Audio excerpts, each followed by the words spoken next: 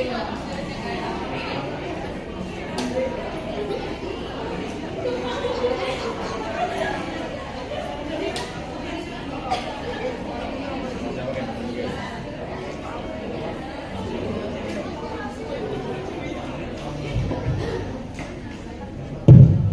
oke.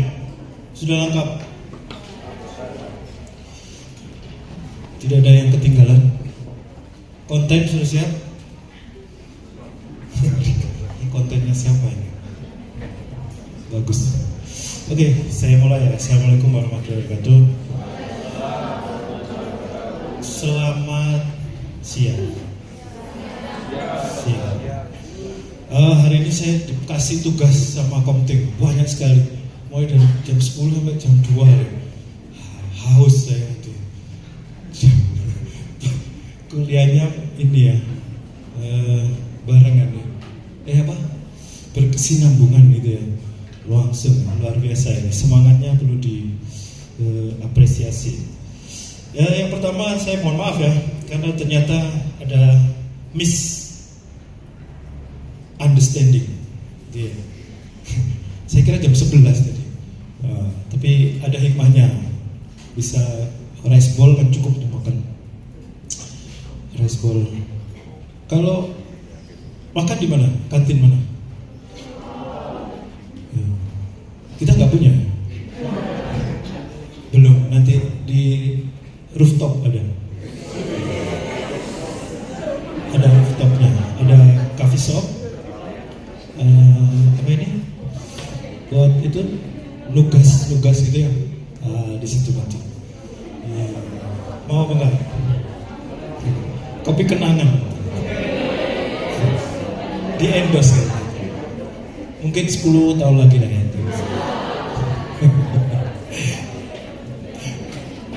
Oke. Saya mulai ya. Ini blok 10 ya, semester 5. Jadi tugas saya banyak sekali nih, berhubung karena di kompartemen itu banyak yang tugas belajar semua. Jadi habis dosennya. Makanya tadi jadwalnya ngeri, luar biasa ini. Kurus ini saya 3 bulan. Bisa kurus ini. Mudah-mudahan bisa semua ditransfer ya, ilmunya ya, dengan waktu yang sangat sedikit. Tapi untuk menunjang pembelajaran itu ya, sekarang kan bukan lagi teacher center ya. Jadi kalian sudah bebas nih, pakai AI kan sudah semua dibuka luas ya. Ada yang berlangganan AI? Sulaik tak ada? Tak berlangganan? pakai apa biasanya AI-nya? ChatGPT. Yang bayar itu lebih akurat. Coba bayar. Gitu. Saran saya itu sebaiknya pakai yang basisnya Google, ya. Karena Google itu di Indonesia sudah tahu dari tahun berapa, ya, dari 98 mungkin itu.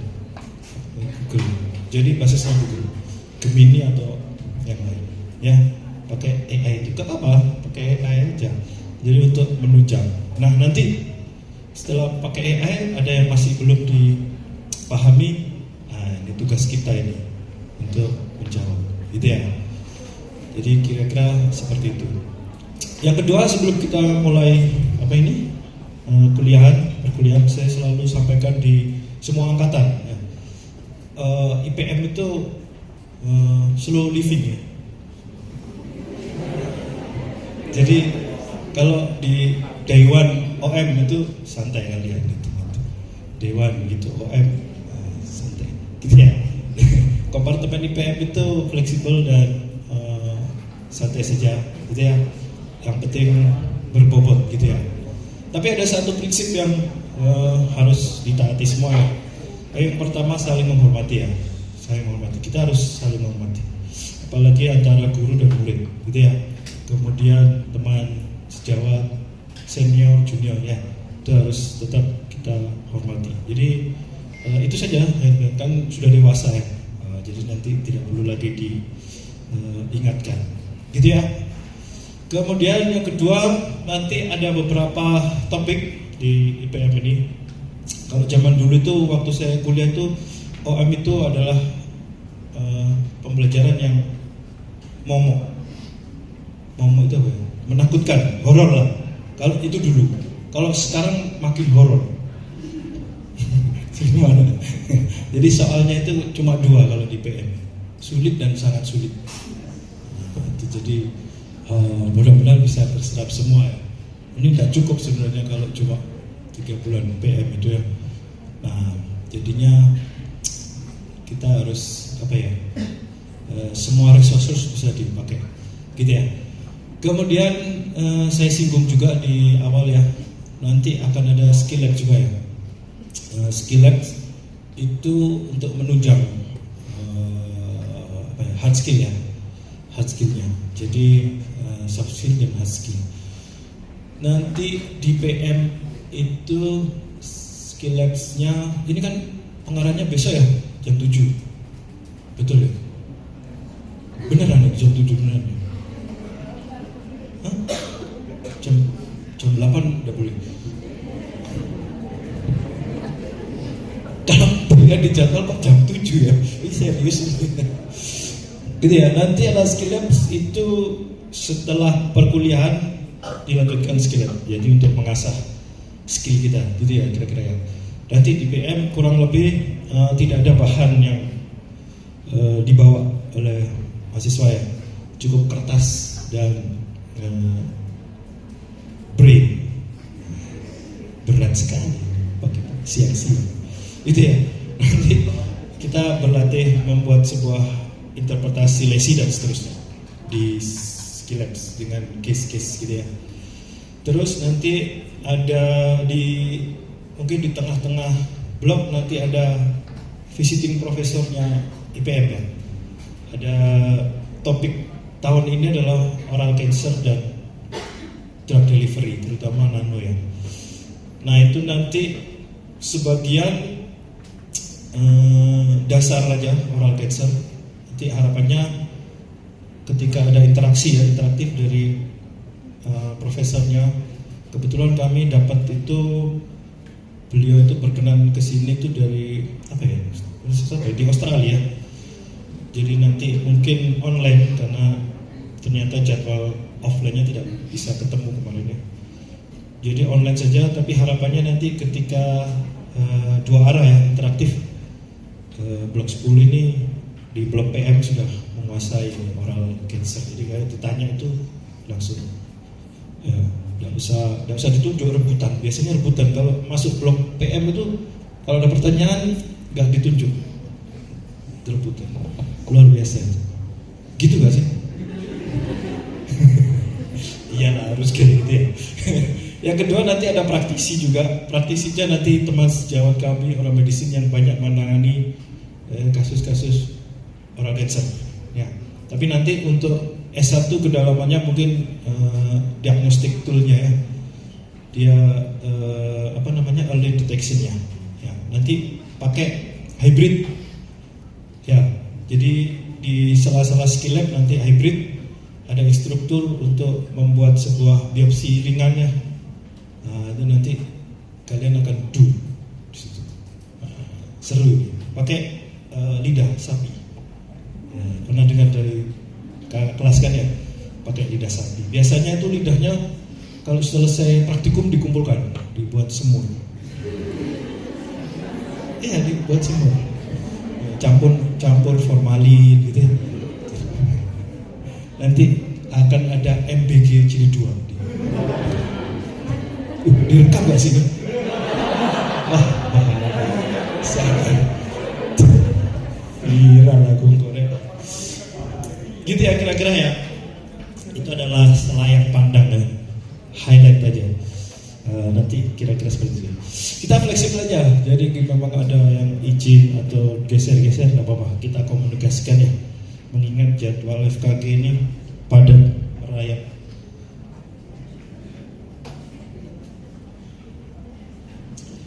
Nah, kita masuk ya.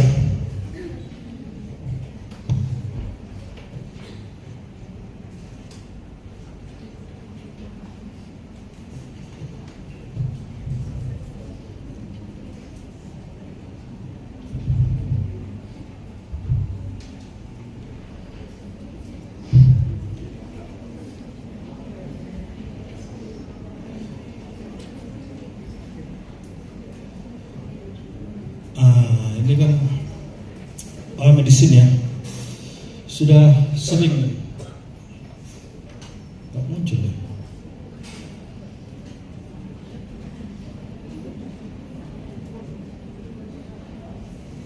Error.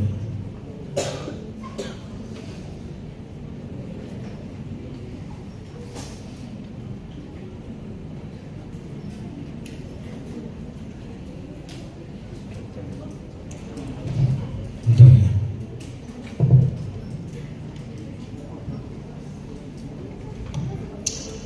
Oke, jadi oral medicine atau ilmu penyakit mulut ya.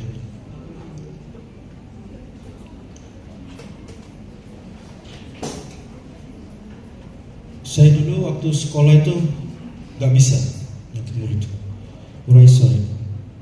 Makanya saya ngambil spesialis penyakit mulut. Oke. Duh, hilang lagi. Sini, biji.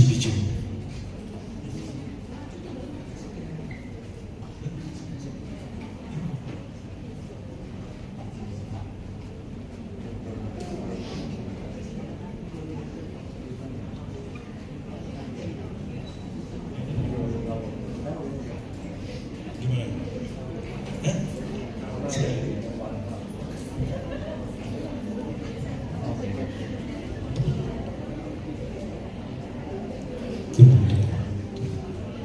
Memang agak lama ya.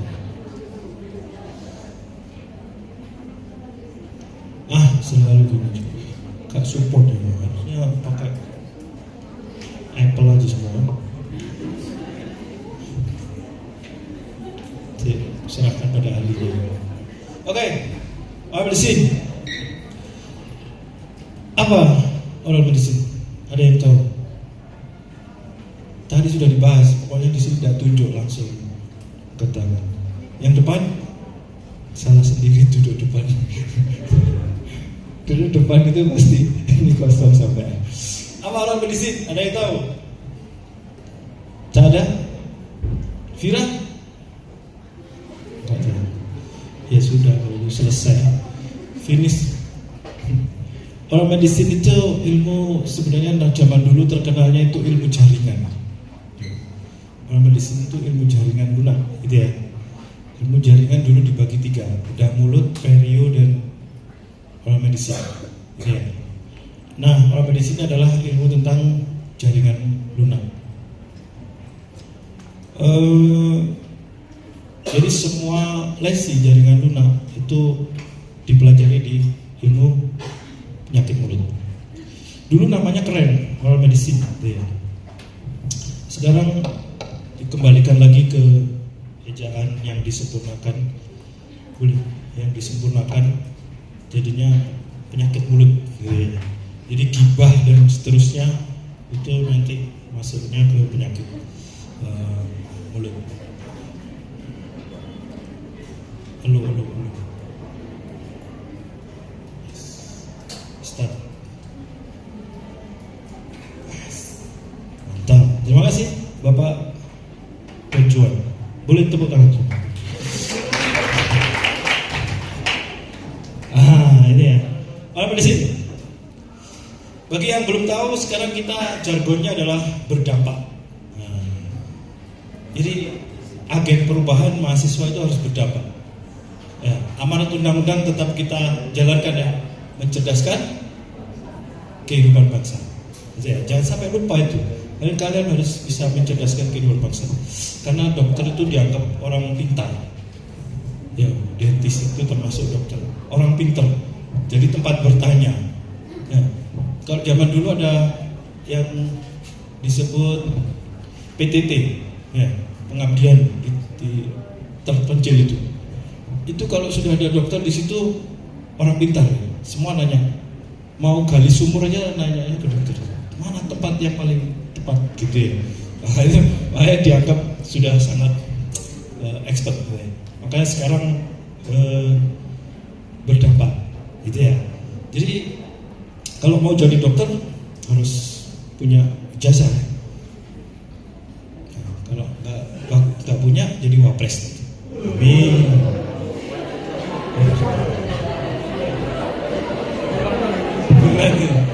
Bercanda. Jangan direkam. Baik lagi ya, orang medisin, ilmu penyakit mulut. Sebelum masuk ya, dentis itu kira-kira memesnya seperti ini. Kita semua pasti dikira itu banyak uang, maksudnya. Sebenarnya iya memang. Amin gitu ya. Yang nomor 2 ini bukan hanya ibu kita ini, semua orang ini bisa ini. Pokoknya kamu nanti meskipun dentis ya, pokoknya lulus jadi dokter, ditanya semua obat hipertensi segala macam. Ini bisa kalian. Begitu.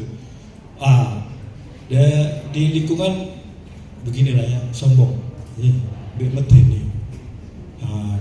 Di POV-nya pasien gitu. Tapi sebenarnya gini, hancur ini kan. Apalagi kena blok 10 ini hancur loh, dilebur.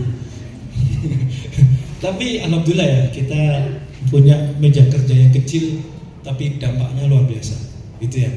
Nah itu yang nanti kita pelajari, sistemik dan seterusnya. Dan dentis itu biasanya 2 kali lipat tarifnya. Kalau dokter umum 100, kita pasti 400. UUD ya, tahu UUD? Ujung-ujungnya kenceng banget itu. Oke. Nah ini nanti beberapa yang kita temui ya di kehidupan sehari-hari. Nah ini kalau zaman dulu oral medicine itu adalah sariawan, gitu ya. Sekarang masih tetap gitu. Jadi tapi ditambah penyakit yang lain. Gitu ya. Hampir semua orang pasti mengalami sariawan, ya stomatitis. Tidak mungkin, tidak ada satu orang pun di dunia yang nggak pernah mengalami. Ya, entah digigit pancanya dan seterusnya. Kemudian kalau sudah keluar dari meja kerja kita, rongga mulut di ekstra oral, itu masih menjadi ranah kita. Ini menariknya orang medis. Gak melulu di rongga mulut. Ini masih menjadi ranah kita. Bahkan ini di jari ekstremitas juga kita. Makanya truly doctor is orang medis. Kira-kira seperti itu. Kira-kira saja, jangan itu ya. Jadi penyakit mulut itu disiplin ilmu tentang jaringan lunak, ya, dan non surgical sebenarnya. Kita tidak invasif, tidak surgical. Kita mendiagnosis dan menentukan treatment yang tepat. Ini mirip-mirip penyakit dalam lah ya, internis, mirip-mirip. Tapi mulut terbatas, kita itu tidak ke yang lain. Tapi kita biasanya jadi konsulen ya, dari sejawat kita, karena pasti 50 sampai 60% manifestasi oral itu menandakan ada sistemik ya.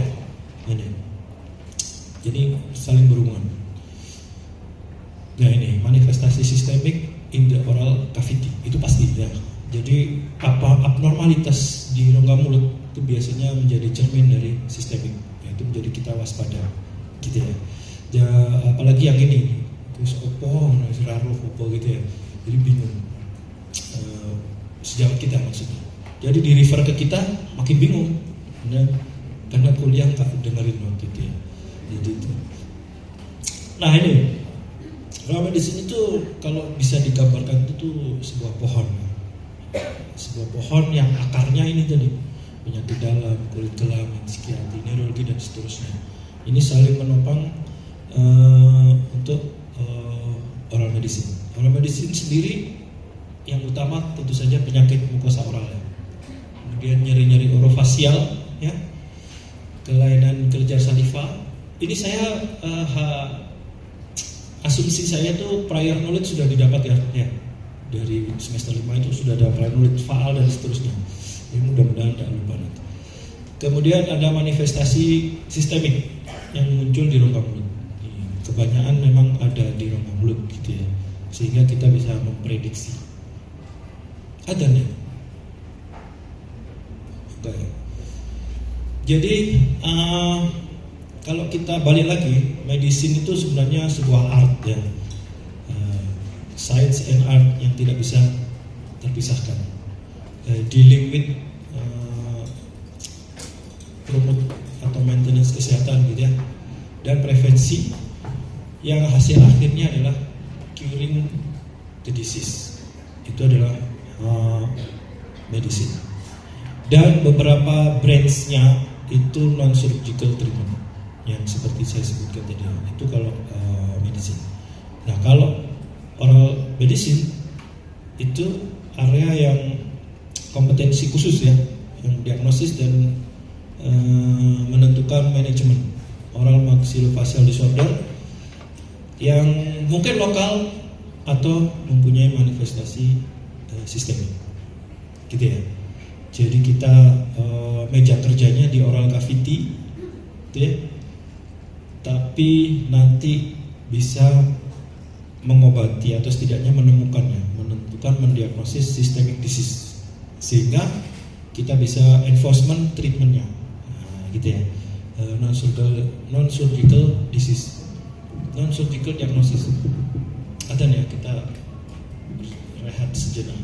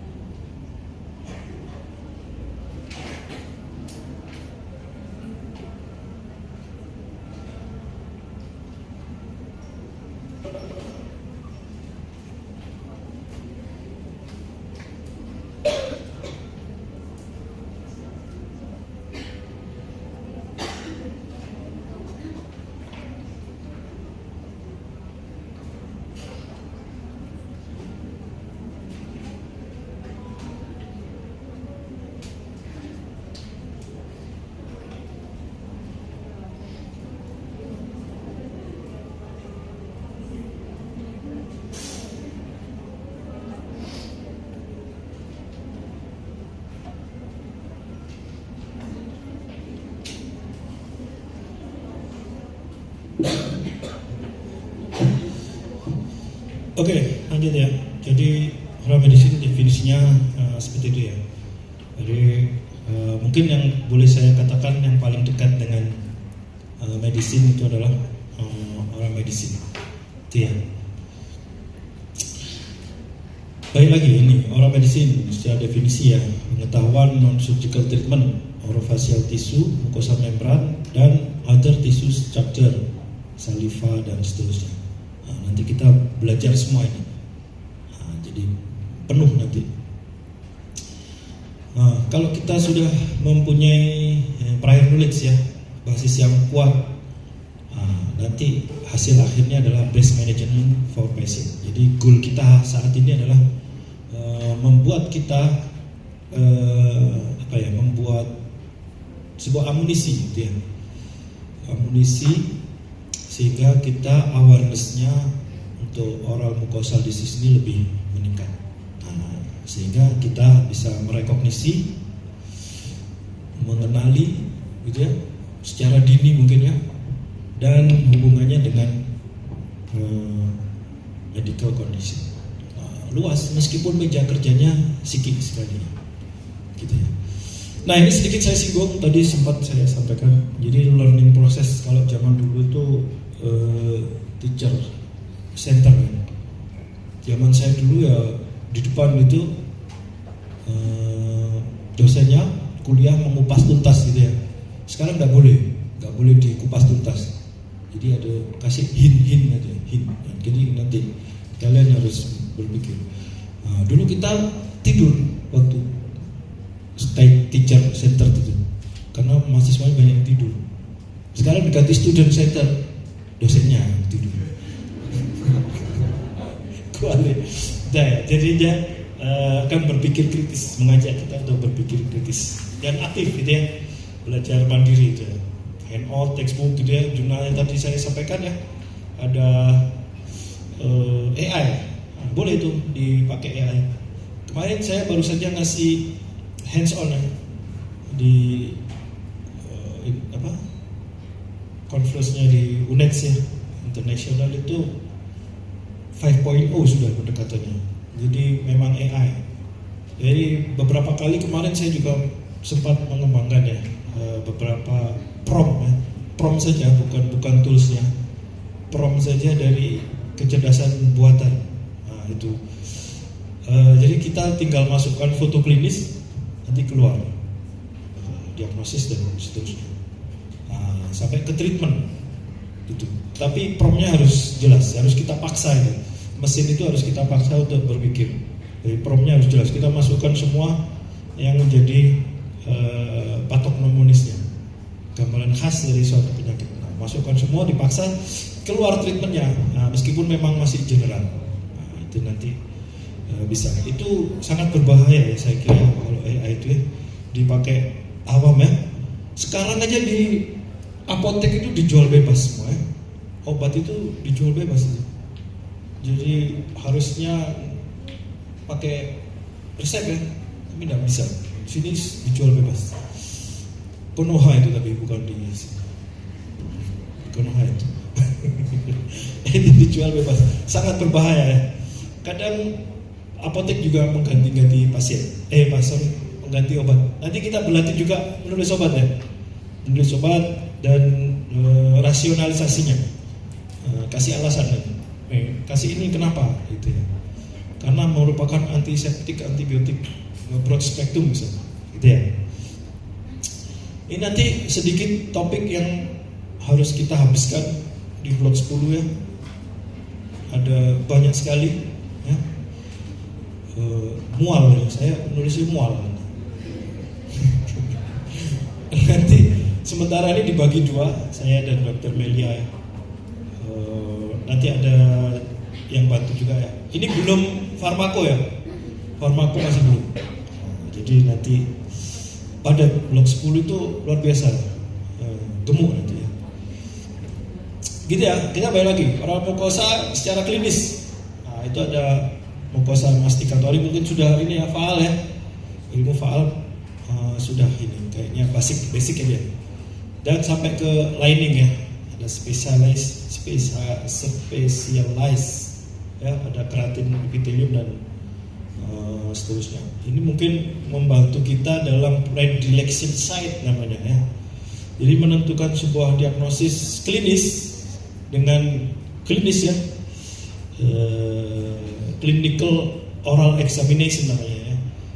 Pemeriksaan klinis itu dalam menentukan sebuah diagnosis bisa pakai klinik dengan predilection site ya. Jadi di daerah mana ada lesinya. Ini seperti ini. Jadi ini penting sekali saya kira, oral mukosa dibagi menjadi 3 ini secara klinis. Kesimpulannya ini yang bisa saya simpulkan gitu ya. Normal anatomi jangan lupa ya. Nah, ini nanti ada tonsilot, tosa. Kenapa kita harus tahu normal anatomi? Kira-kira?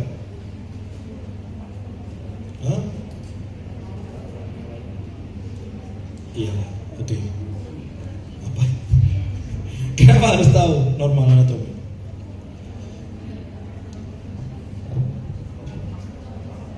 Iya, itu. Jadi kita bisa membedakan yang abnormal dan normal, gitu ya. Karena seringkali nanti sebelum praktek aja jadi bingung. Koas aja nanti bingung.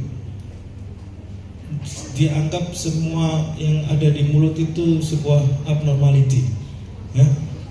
Oh bingung gitu nanti. Nah, koas itu biasanya saya ngomel itu dari jam 8 pagi sampai jam 12 ngomel, haus sendiri. Saya kan tidak pernah marah, jadi ngomel aja, gitu ya. Koas itu lupa memang ya, jadi kita harus tahu normal. Kadang ductus saliva itu dianggap sebuah lesi. Nah, bagaimana kita tahu kalau itu normal? Bagaimana? Jadi biasanya kalau normal itu simetrik, ya, antara sisi sini dan sini ada semua, dan simetris, besarannya segini, ya sini juga sama, gitu ya. Uvula, gitu ya, bibir juga gitu, ini sama. Ketika ada sesuatu yang abnormality, pasti berubah size-nya, berubah color-nya dan seterusnya. Nah, di sini bendol biasanya, lebih besar, lebih merah, ya, lebih dari satu. Nah, itu untuk menentukan. Jadi bagaimana kita tahu normal atau abnormality? Makanya harus komprehensif memeriksa itu. Tidak langsung yang dituju. Ya, misalkan ada pasien keluhan, kok dinding pipi saya ada benjolan ya. Gitu. Apakah berbahaya? Gitu. Nah, kita periksa, ada benjolan di sini. Kita bisa bandingkan dengan sisi satunya. Apakah sama konturnya dan seterusnya. Kalau sama ya sudah normal, di sini ada, di sini ada. Ya. Kadang pasien itu psikosomatis, merasa ada sesuatu di mulutnya. Nah, gen apa itu ya? Sekarang gen apa? Gen halilintar. Bukan. Sekarang gen apa sih? Ya itulah. Jadi UVT katanya. UVT. Saya dapat pasien itu biasanya, dok, aku nih UVT. Apa UVT? Itu ya.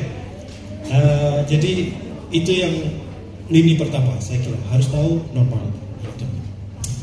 Examination-nya masih ingat ya, pemeriksaan fisik ya, kita palpasi semuanya. Jangan ragu-ragu untuk mempalpasi pasien. Pakai kaca mulut boleh. Kalau memang masih kurang, dirasa kurang, pakai jari, ya, palpasi semua. Jangan dicekik tapi ya, pelan ya. Jadi ya, ini untuk eksaminasi. Ini mengingat saja. Jadi semuanya harus dilihat. Jadi prinsipnya itu membuat assessment dalam oral medicine itu ada history taking dan objective examination ya. Ini sudah 80% diagnosis tegak. Tidak perlu lagi dilakukan pemeriksaan penunjang. Nah, jadi sakti. Terkun, dokter, dukun. Sampai di sini itu sudah tahu kita diagnosisnya apa, apalagi diagnosis klinis. Nah, tapi dalam proses pembelajaran dibutuhkan sebuah investigation lagi, pemeriksaan penunjang. Pemeriksaan penunjang itu gunanya untuk apa kalau proses pembelajaran? Untuk kita belajar, oh ternyata kalau keluhan A mempunyai kecenderungan laboratoris seperti ini dan seterusnya. Gitu ya, itu prinsipnya. Sehingga kita bisa membuat sebuah diagnosis. Kenapa membuat diagnosis ini sangat penting? Karena menentukan rencana perawatan. Gitu ya, jangan sampai diagnosisnya salah, gagal diagnosis. Gitu ya. Kalau gen mulai sekarang itu self diagnosis. Banyak itu self diagnosis ya. Makanya saya sebut tadi AI itu pedang bermata ganda ya, sangat berbahaya. Nah, kita harus bisa mencerdaskan kehidupan bangsa tadi. Kita harus siap menjawab itu tadi. Ya, karena self diagnosis itu sangat berbahaya. Saya waktu sepanjang pandemi COVID itu ya, banyak sekali pasien itu datang dengan self diagnosis sehingga diobati macam-macam. Ya, sebagai contoh nih, selama pandemi dia merasa flu, influenza, tidak enak semuanya. Terus dilihat di cermin lidahnya putih, gitu ya. Self diagnosis, wah ini infeksi jamur. Dikasih obat antifungal. Jamur set. Jamur bakteri itu adalah flora normal, common resident ya. Common resident di rongga mulut. Ya, yang homeostasis, seimbang. Gitu ya? Padahal bukan infeksi jamur, kasihlah anti jamur. Jamurnya mati. Apa yang terjadi kemudian? Bakterinya yang naik, koloni, timbul masalah baru. Itu 80% selama COVID pasiennya seperti itu ya.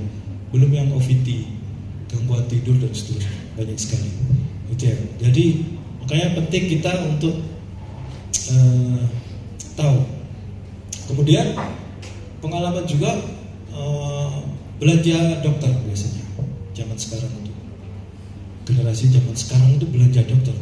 Ke Dokter Lukman kok jawabannya tidak sesuai harapan saya. Akhirnya ke Dokter Sulaim.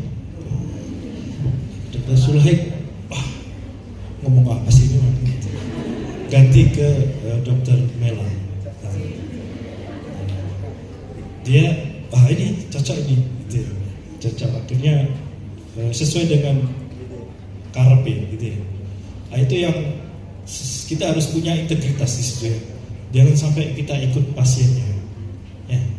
Saya ada dokter senior ortopedi itu mesti diengkeli gitu ya sama pasien. Terus beliaunya bilang, saya ini ahlinya. Saya ini ahlinya yang melahirkan dokter ortopedi seluruh Indonesia. Gitu.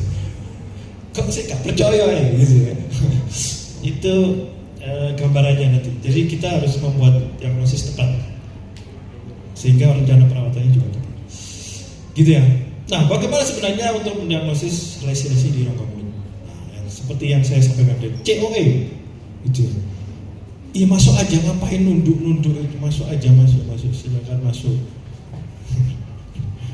Ditutup pintunya itu kalau sudah masuk semua. Ternyata dia keluar lagi. Oh. Oke. Ya wes, sorry interrupt.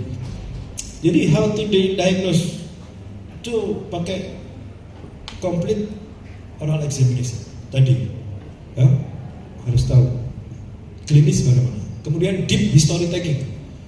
Kalau kata guru saya dulu, boleh simpati, tidak boleh empati.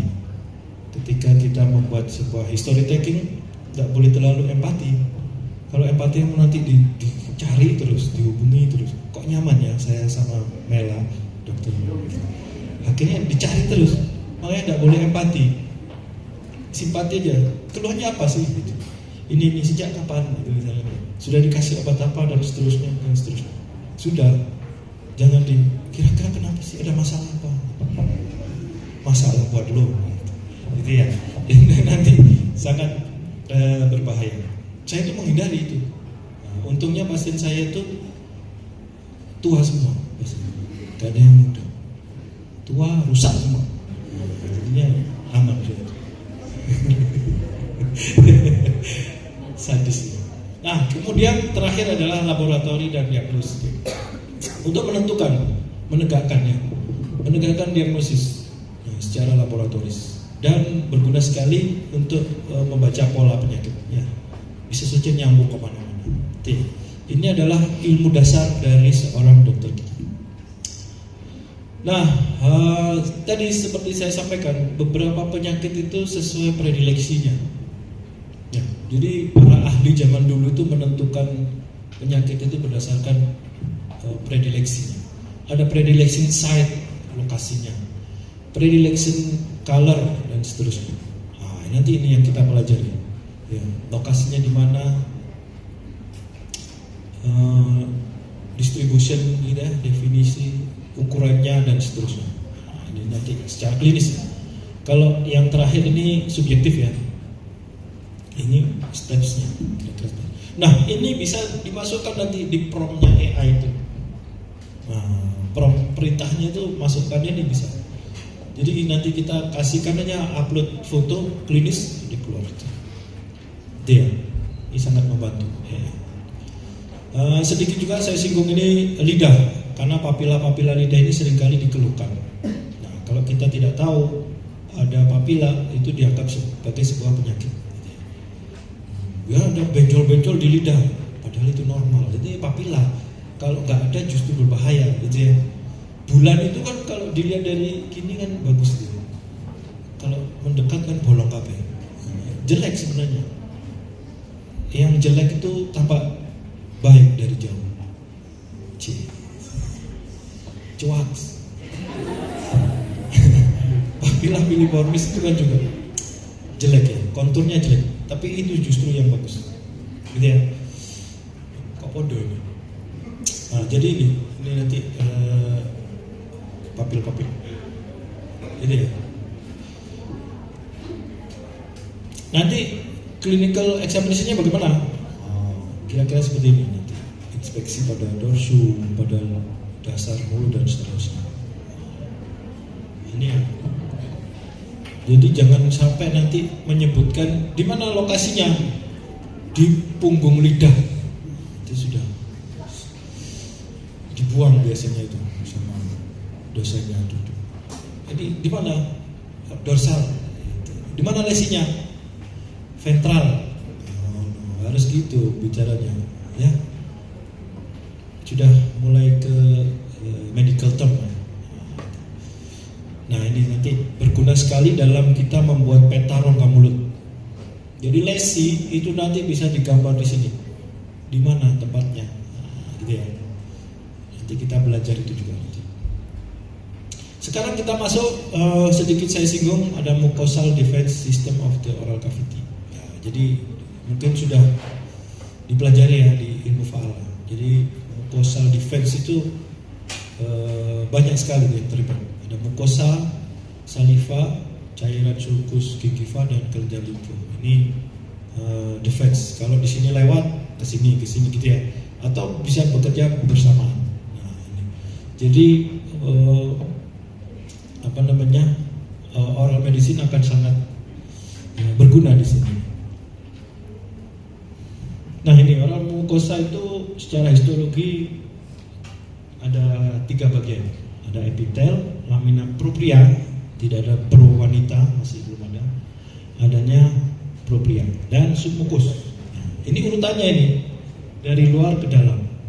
Ya, ada epitel, lamina propria dan submukus. Di lamina propria ini ada banyak serabut saraf, pembuluh darah dan seterusnya. Ya. Jadi kalau sudah luka menembus ini pasti ada rasa sakit. Ya. Kalau tidak ada luka, tapi ada di epitel, ya, biasanya dari submukus. Misalkan ada dari kelenjar lemak di submukus, misalnya, dia naik ke epitel. Jadi sebuah lesi variasi normal, gitu ya. Nah ini secara histologi perbedaannya.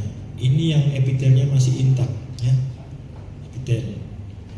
Yang di gambar ele ini apa disebut apa? Ada yang masih ingat?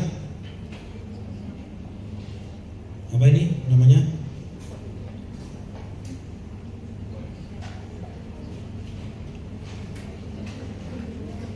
Ini propria ya, di sini propria.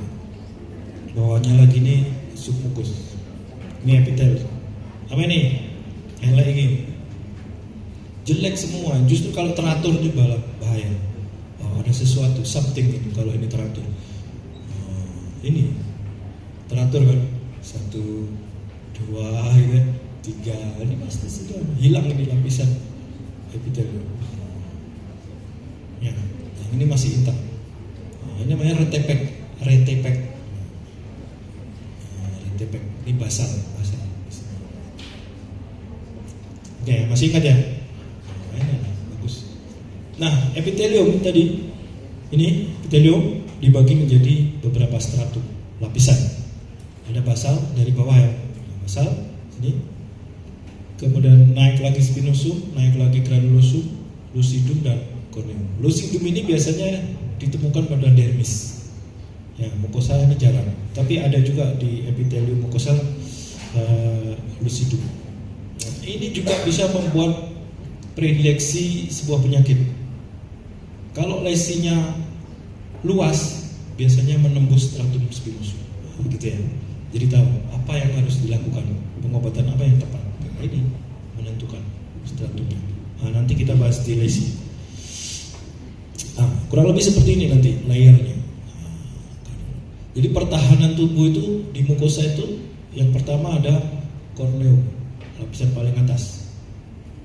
Nih, corneum, keratinosis. Kemudian kalau sini rusak masih ada prickle cell, granulusum, ya, prickle cell. Kalau sini tembus masih ada basal. Kalau basal hilang ya sudah rusak semua, masuk, jadi terasa sakit. Nah, pada keratinosis squama, pada ini corneum itu cenderung dibuang kalau sudah tidak dipakai. Nah, ini dilepaskan, desquamasi, ya, bibir kering gitu ya, dipeletek, buang gitu. Terus kulit kepala dibuang, dilepaskan, jadi ketombe. Itu ketombe itu corneum yang lepas karena sudah mati, tidak dipakai lagi. Nah, tugasnya basal ini membuat amunisi untuk dia ke atas, regenerasi ke atas. Gitu. Dalam 7-14 hari dia akan membuat sel-sel baru ke sana. Yang ini dilepaskan. Kita itu peremajaan tiap hari, makanya kita harus bersyukur dikasih nyawa sama Tuhan, nafas tiap hari. Ini regenerasi. Ya. Makanya perokok itu ya, kalau perokok itu pada perokok ya contohnya, ini menebal semua. Karena terlatih, tiap hari terlatih, ya, pakai panas, kemudian bahan bakar roket di situ, yang dihisap itu bahan bakar roket ada untuk perokok. Jadi terbiasa ini kan menebal, sehingga pada perokok itu jarang sariawan. Jadi kalau mau tidak sariawan, ya jangan. Smoking itu membuat lebih kuat. Ini biasanya jadi kering saja, gitu. Jadi tiap hari regenerasi kita ini. Ya, jadi jangan khawatir. Kita sudah dibekali semuanya. Tinggal jangan OVT, biasanya OVT ini yang mengganggu. Nah, ini ada memes yang saya temukan tentang belajar patologi. Waktu belajar itu nanti kayak gini, wah gampang. Waktu ujian, gitu. Apa-apaan ini? Padahal nanti sudah ini, nanti di dalam 2 hari pasti lose your mind. Makanya nanti harus seimbang.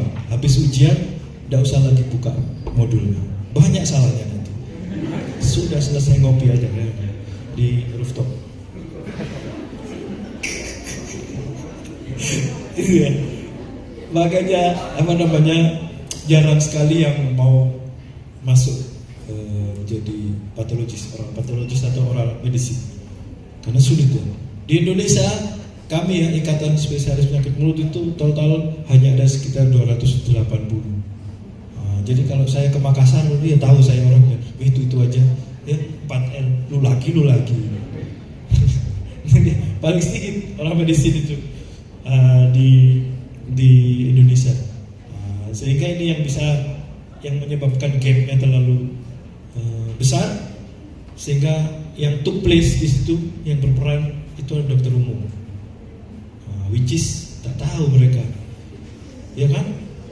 Udah kayak jaksel ya. Dia mereka global, general, jadi tidak spesifik ya. Nah itu akhirnya kekosongan itu. Makanya ini dari berapa ini mahasiswanya? 143 ini pasti adalah yang 40 mahasiswa itu berminat di patologi. Nanti yang lolos dari ini, yang tidak lulus their mind. Gitu ya, harapannya itu ada penerusnya. Medicine itu seru sekali. Saya dulu tidak suka, tidak bisa. Tapi semakin kesini cinta saya. Memang cinta itu harus setiap hari ketemu. Awas ya, hati-hati. Siapa yang tiap hari ketemu? Siapa? Bahaya ini. Nanti kalau sudah nyaman jatuh cinta. Hati-hati. Oke, tapi itu semua nanti terbayar. Tenang saja, tenang saja, nanti terbayar nanti. Ya. 2 menit aja sudah sampai $150. Tenang aja. Apalagi kalau 15 menit, berapa? Saya sekali BPJS. Saya tuh punya pengalaman, ya, dentist itu ya. Itu tadi 2-4 kali lipat, gitu ya. Jadi ketika jangan terlalu rendah kita membuat tarif ya. Itu sama halnya tidak menghargai kita sendiri. Hargailah kita dulu sebelum menghargai yang lain. Kenapa itu? Itu yang dibayar adalah hidup kita, kompetensi kita. Itu ya. Jadi bedanya dengan kedokteran gigi yang lain mungkin ya, harus effort yang lain, harus nyabut lah, ya, ngebor, penyakit mulut, tinggal.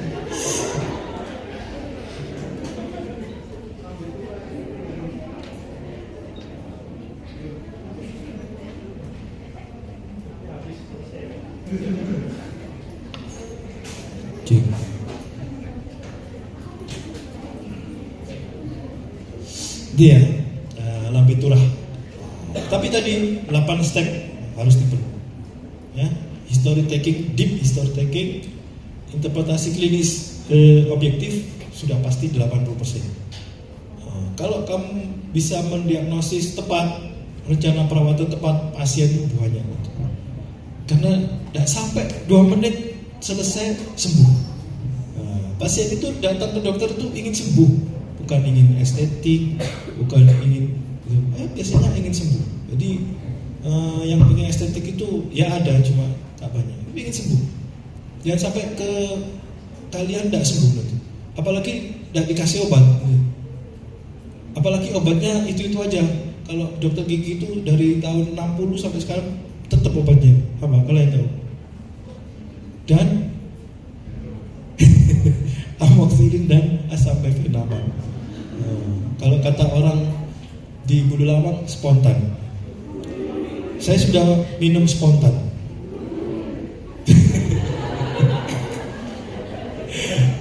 Kalian tidak tahu spontan?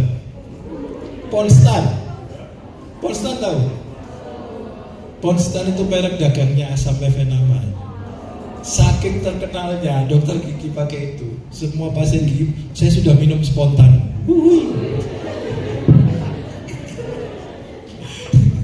Orang sana kalau bilang itu bukan puskesmas ya, pokesmas.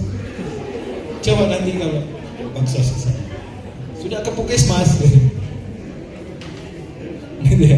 Obatnya cuma 2. Jangan sampai kalian pasien datang kalian kasih obat itu aja. Beli di warung dia sudah bisa ngapain? Kasih yang lebih advance.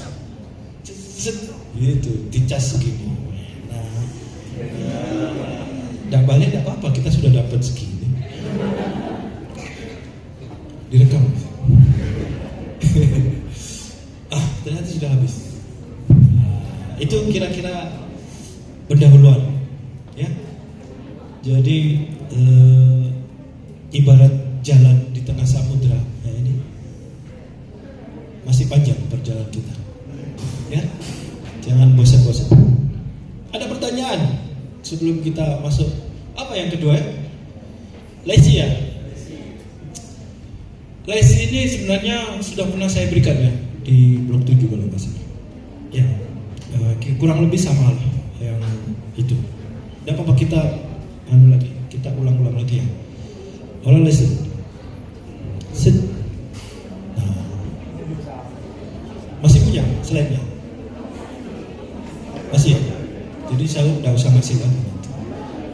Berarti sekarang post test.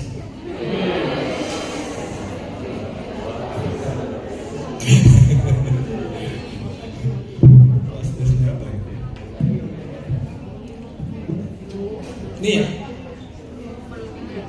Sama saya kira ya.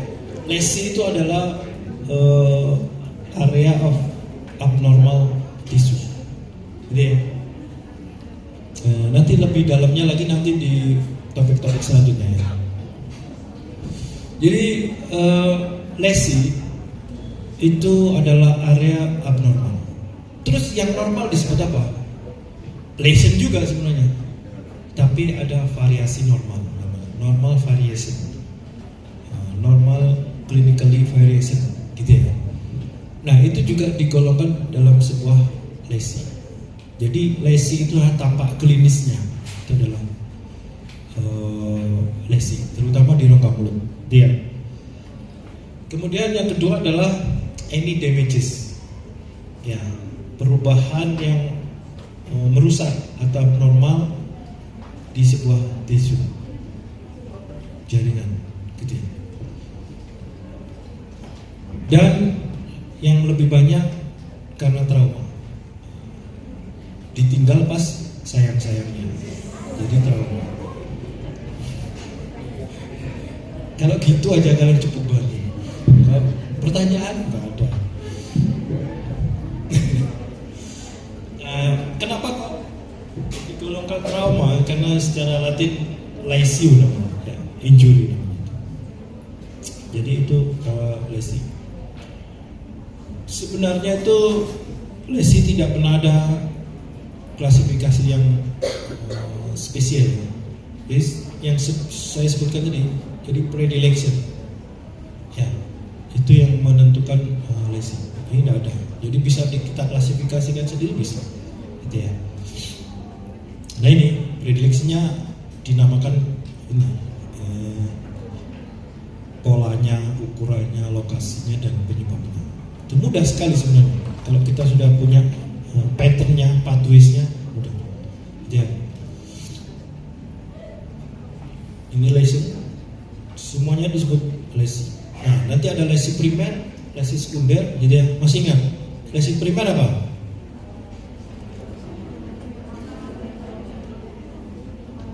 Iya. Itu ya. Kalau lesi sekunder,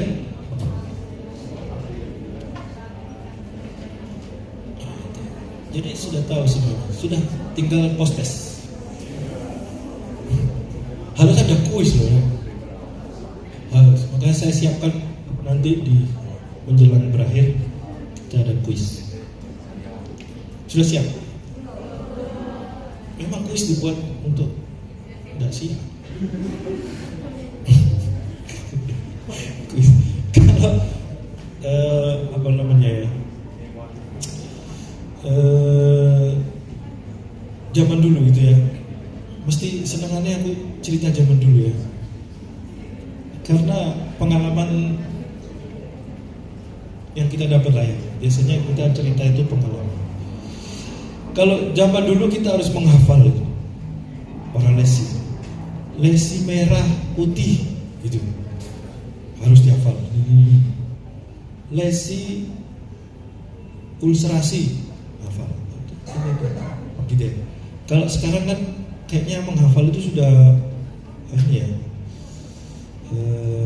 apa namanya, latihan aja sudah hafal, tidak harus menghafal. Kita dulu diuji itu satu-satu masuk. Lesi merah putih apa saja?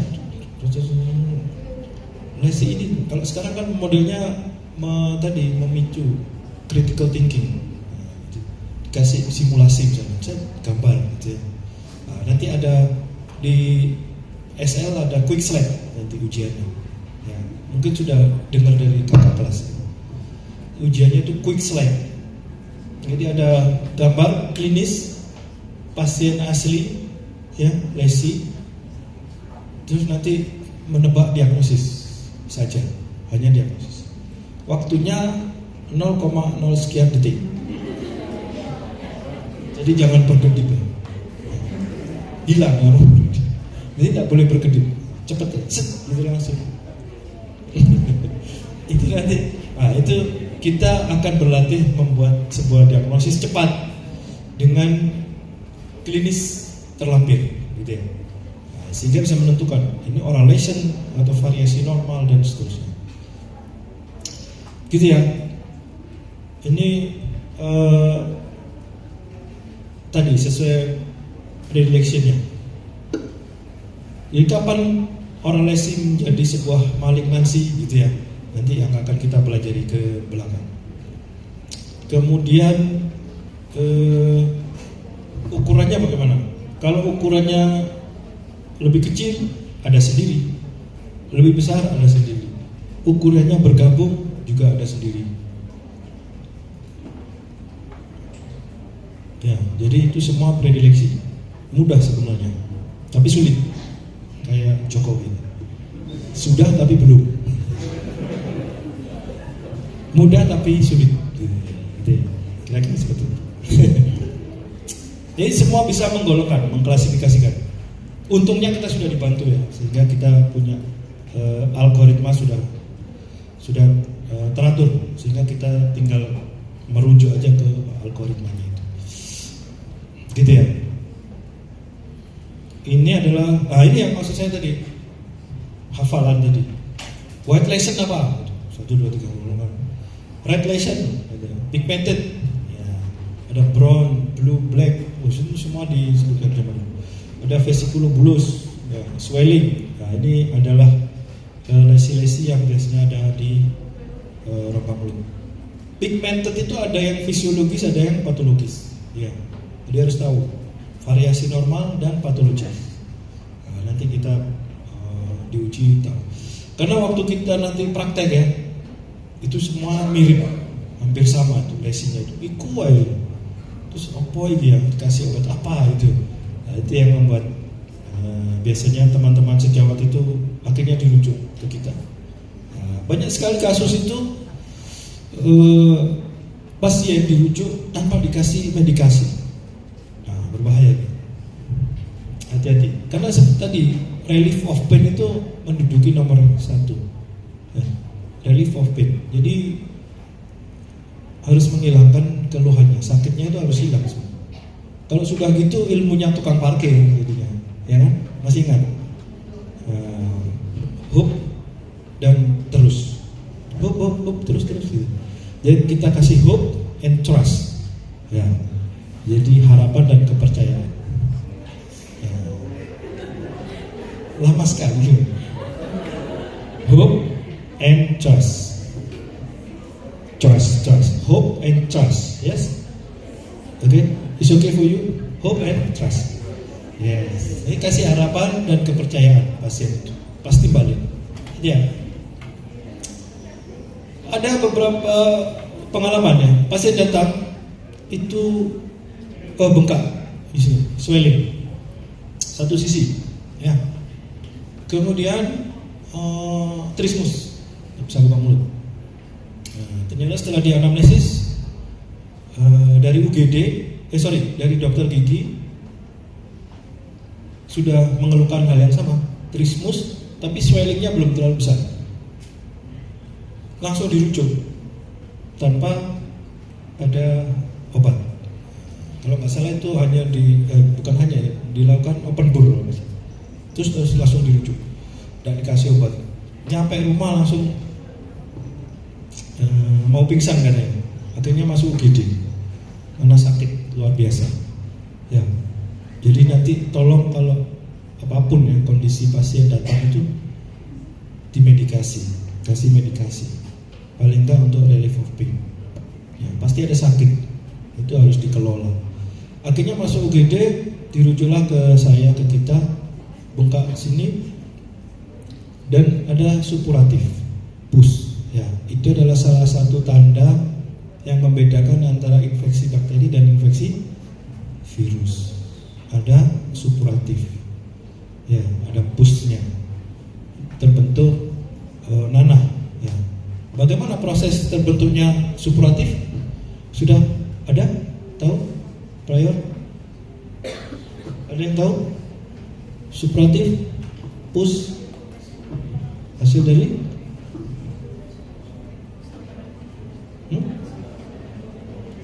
Terus?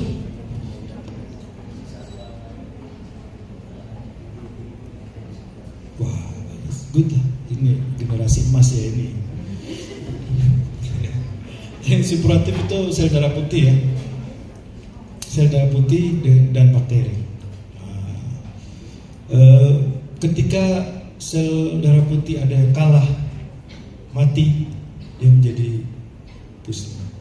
Ditambah debris, bakteri yang mati dan seterusnya, dia akan membuat suppuratif itu. Itu adalah salah satu tanda infeksi bakteri. Jadi kalau dirujuk itu biasanya sejawat kita itu takut itu infeksi virus. Tahu infeksi virus yang menyerang daerah sini? Apa? Gondong. Gondong itu apa bahasa medis?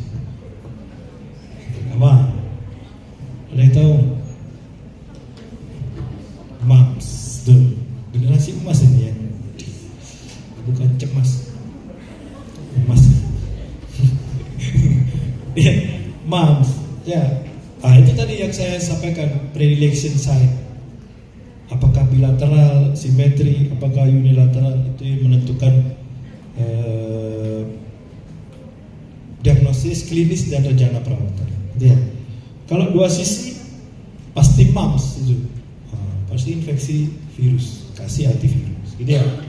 Kalau yang satu sisi kebanyakan itu adalah infeksi bakteri, menyerang di mana saja, ada di kelenjar ludah juga, gitu ya.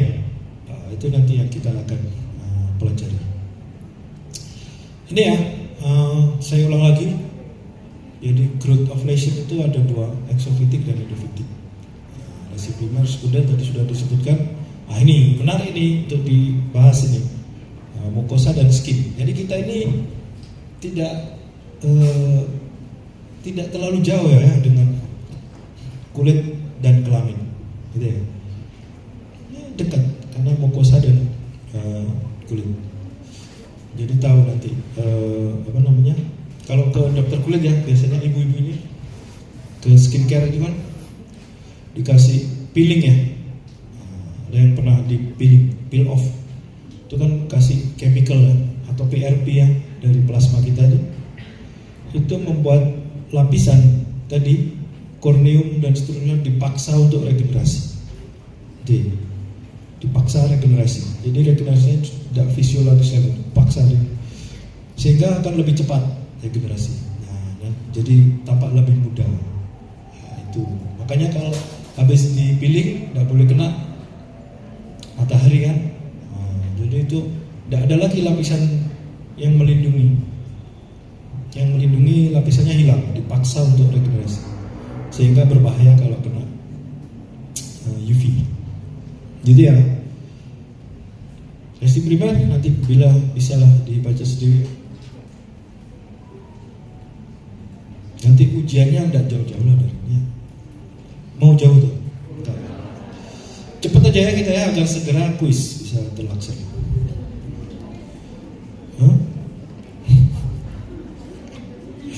Ini ya, ini papula.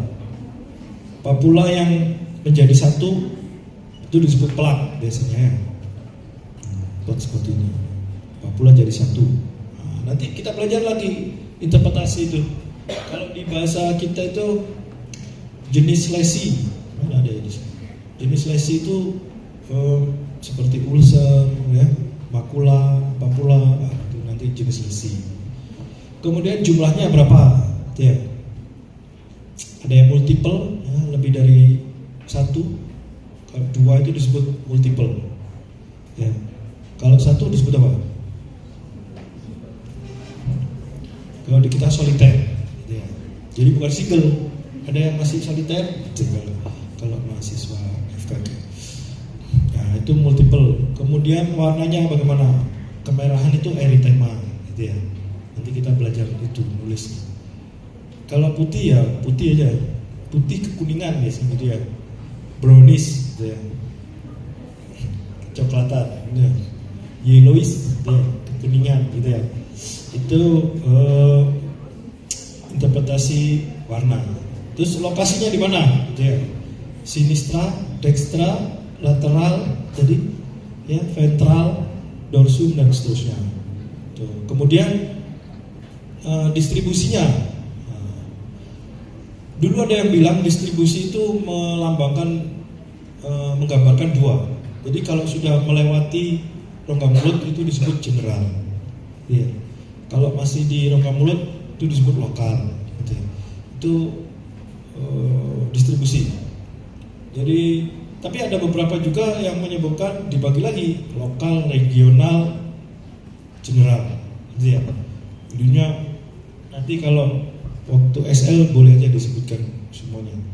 Biasanya kalau regional itu sampai area kepala leher kalau nggak salah gitu ya. Jadi seperti yang saya sebutkan tadi, sebenarnya tidak ada yang pakem. Nah, jadi kita mencoba menginterpretasi itu. Kalau membuat interpretasi sebuah lesi itu minimal memuat 5 atau 6 item. Itu sudah bisa kita tentukan ininya apa? Diagnosis klinisnya. Gitu ya. Kemudian polanya bagaimana dia? Apakah menyebar atau satu sisi atau dia bergabung menjadi satu gitu ya. Kalau menyebar apa? Ada yang tahu? Di sini ada.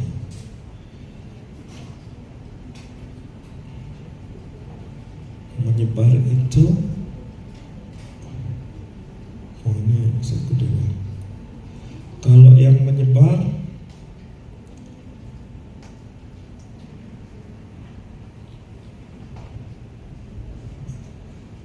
ini distribusi.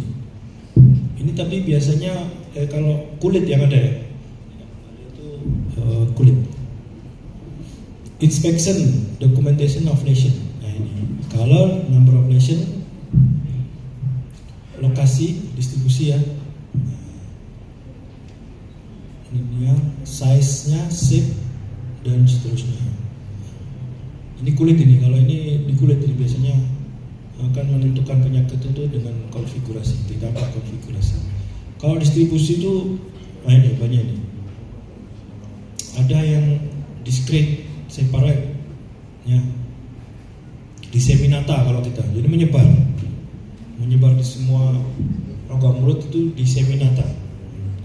Ada yang dua bergabung menjadi satu, gitu ya, confluent.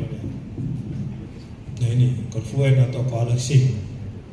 Jadi 2 lesi atau 3 lesi, ulcer misalkan ya, bergabung jadi satu jadi besar, kelihatan besar. Ini juga kalau yang ini biasanya harus ditunjang dengan history taking. Karena kalau kita mendiagnosis sebuah stomatitis aftosa recurrent minor gitu ya, pasti orang tersebut riwayatnya dari dulu adalah minor, tidak pernah mayor, gitu ya.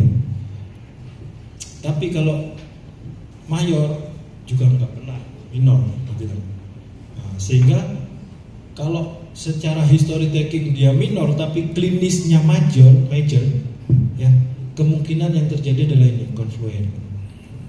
Ini smaller into larger, itu ya.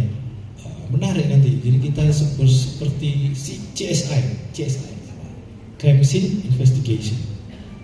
Menarik. Rumit suwe bisa. Tapi nanti kita bisa ngecas pasiennya banyak. Iki wis mari wis. Mosok metu maneh.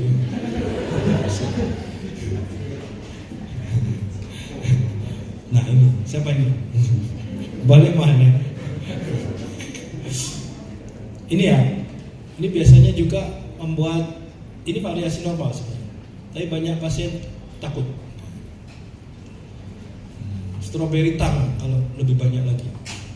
Strawberry tongue itu bisa jadi tanda dari sebuah penyakit sistemik. Kalau strawberry tongue itu merah, eritema, ada ini fissure, kemudian membesar. Itu strawberry tongue. Ada yang scrotal tongue. Pernah lihat skrotum? Pernah? Yang laki pasti lihat skrotum. Gitu ya? Seperti skrotum. Fisurnya itu seperti skrotum, tapi less erythema. Ya, jadi tidak kemerah. Ada diagnosis itu scrotal tongue. Itu kalau nggak salah beberapa batch selalu keluar di ujian UKMP. CBT itu apa diagnosis keluhan pasien? Ternyata jawabnya scrotal tongue. Wah ini kita tidak pernah menemukan skrototan. Jadi gitu ya, mirip skrotum. Kemudian apa lagi ya? Ini lesi. Variasi normal. Ini ya variasi normal. Makula tadi ya. Pada kulit. Mana ya sisi itu?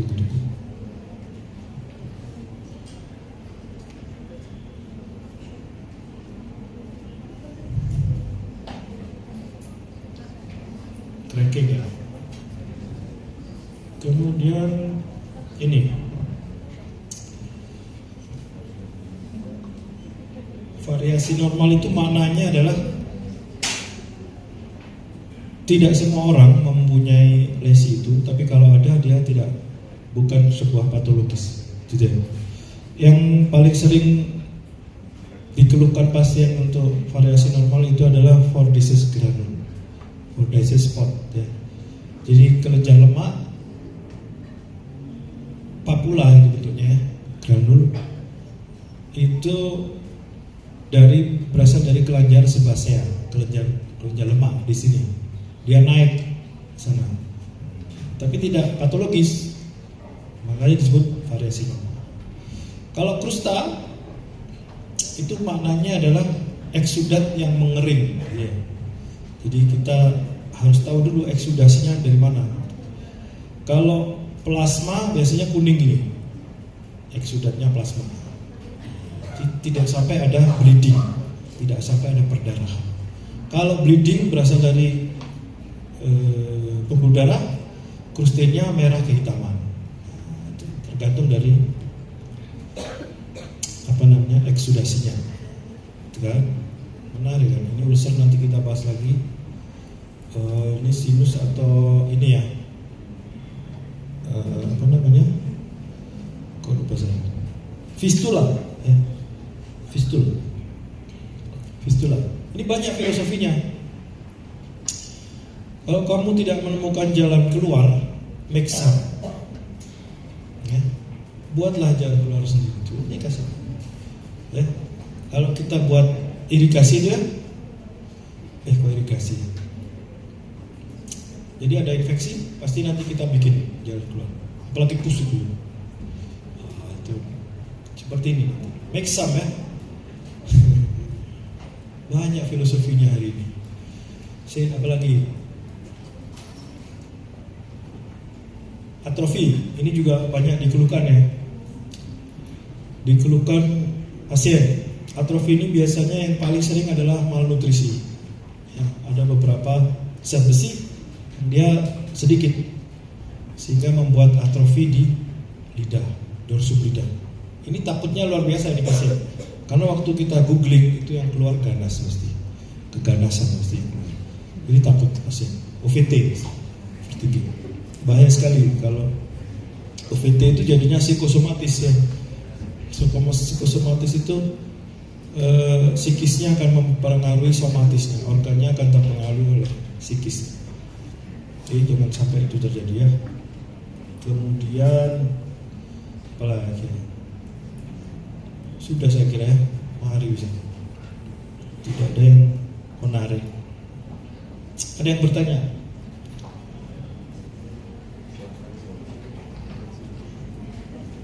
Tak ada.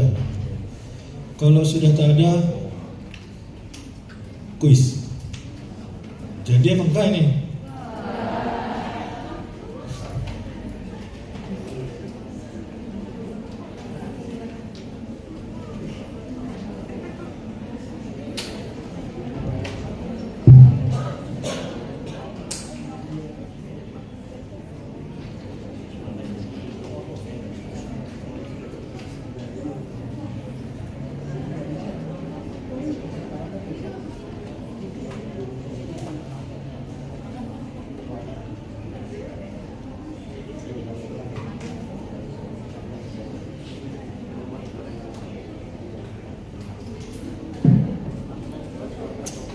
Lesi sudah, orang medicine sudah. Apalagi nih? Tidak ada yang bertanya? Kalau begitu saya cerita aja.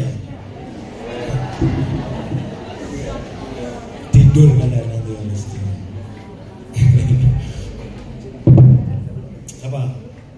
Saya tak ceritain.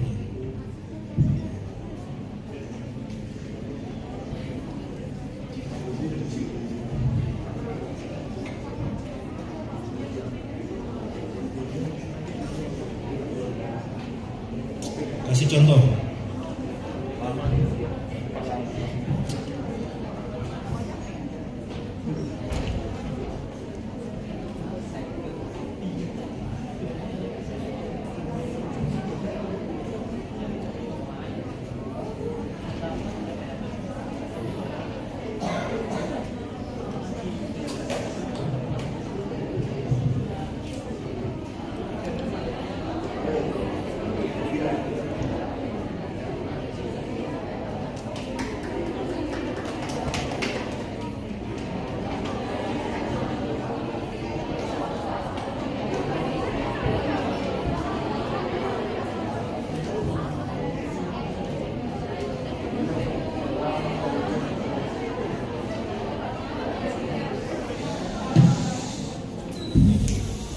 Kasih contoh ya. Nih. Apa ini kira-kira?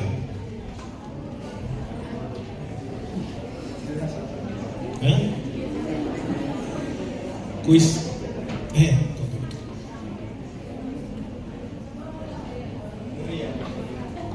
Ngeri nggak? Loh, mati di sini. Oh bisa. Nah, ngeri ya. Mati lagi. Kok ada gini? Netflix ya?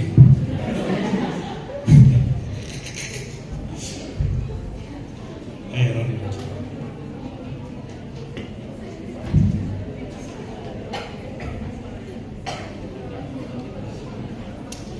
Ini ya, ini kalau tidak deep history taking tidak ketemu ini, penyakitnya. Dan ini adalah oral systemic disease. Systemic disease yang bermanifestasi di oral. Ya. Tadi ya saya bilang pasienku itu nggak ono sing ganteng, ayu, rusak apa? Tua-tua. Hancur. Ini salah satunya ini. Ketika ada kasus seperti ini, kita yang pertama harus curiga adalah dia punya systemic disease. Ya. Ini infeksi Candida sudah sampai ke orofaringea.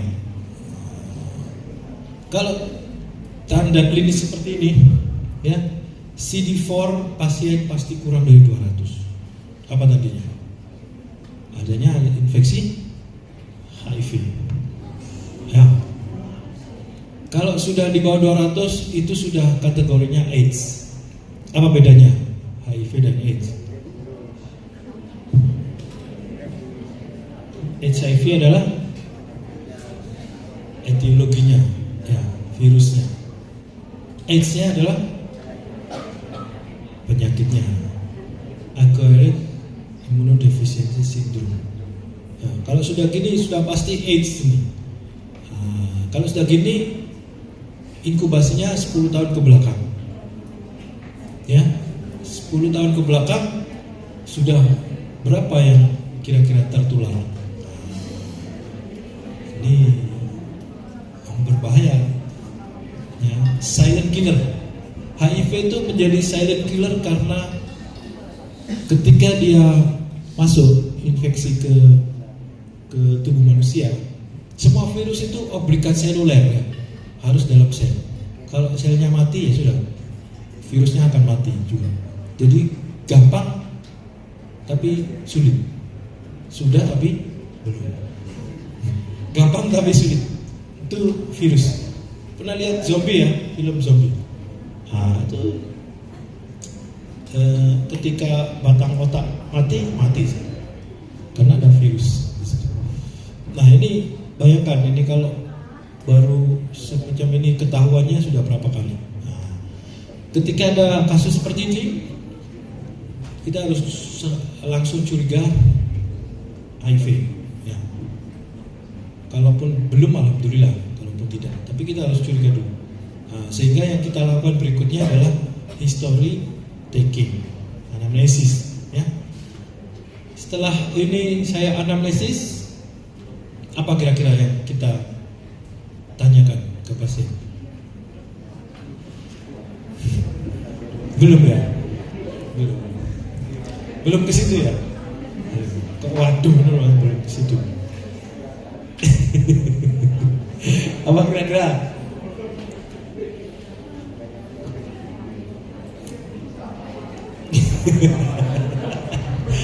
Ya Pak Bapak, dari kapan gitu ya? Sejak kapan? Sejak kapan? Ini pasti lama kalau gitu ya.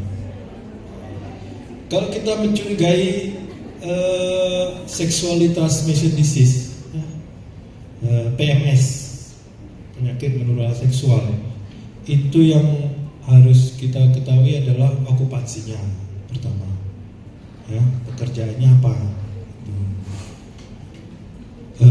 Kalau zaman dulu yang paling banyak itu sailor, ya, pelaut, sailorman, Sailor Moon, bukan, sailorman. Zaman dulu, yang semakin kesini yang paling banyak ibu rumah tangga, jadi dari suaminya, ya. Nah, khusus pasien ini di anamnesis, pekerjaannya apa? Saya di bangunan, enak-enak tidurin di bangunan.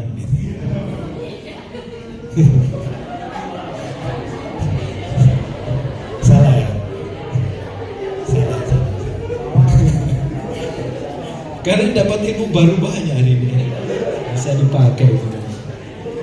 Tak simpan aja lah. Pakai itu.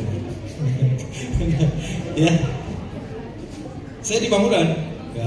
Oh, berarti jauh dari resiko. Gitu ya. Pakai obat-obatan narkoba? Tidak. Jauh dari resiko. Pakai tato? Tidak. Ada yang pakai tato? Siapa? Tak ada? Tak apa-apa kalau bersih. Tapi itu adalah salah satu faktor resiko penularan HIV. Ini ya. Pakai tato nggak ada, bersih oral jahnya. Pertanyaan selanjutnya adalah, waktu datang ke saya itu sama anaknya, gitu ya. Ini putranya atau putrinya? Iya. Tinggal serumah. Ya. Ibu masih ada. Gitu.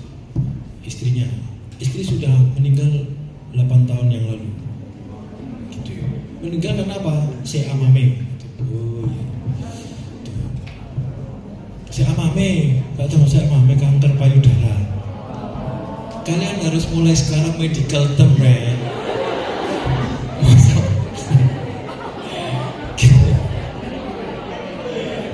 Mesti kasih tahu itu loh.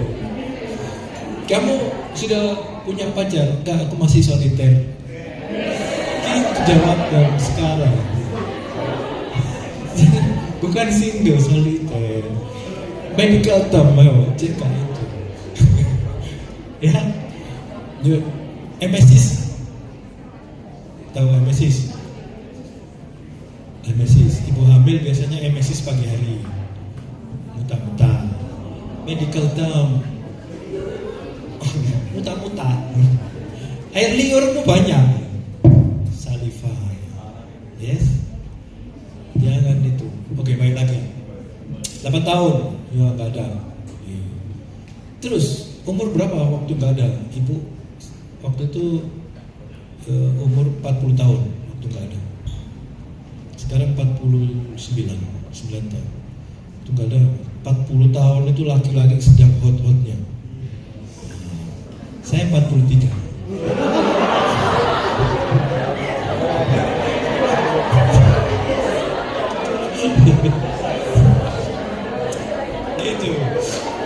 Itu satu poin juga ya.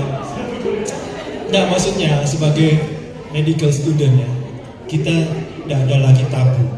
Ya. Hal seperti itu bukan tabu. Ya. Ya itu tadi, nanti kalau kita tugas di pedalaman, semua dianggap dokter. Ya. Penyakit kelamin pun kalau nanti bisa ke kalian. Itu harus prepare, gitu ya. Jadi bukan hal yang tabu kalau hal seperti itu, gitu ya. Jadi ternyata ibunya sudah nggak ada karena si Amame 8 tahun lalu. Nah, selama 8 tahun itu kemana? Itu pertanyaan besar. Nah, akhirnya kan sensitif ya. Hal tersebut itu hal yang sangat sensitif, sehingga yang saya anamnesis berikutnya adalah anaknya. Nah, bapaknya suruh nunggu di luar untuk lab, itu misalkan ya. Anaknya kita approach lagi, gitu ya. Jadi setelah digali, memang benar selama rentang 10 tahun itu sering beli. Ini untuk melampiaskan ya, jajan, itu jajan. Sering jajan, gitu ya.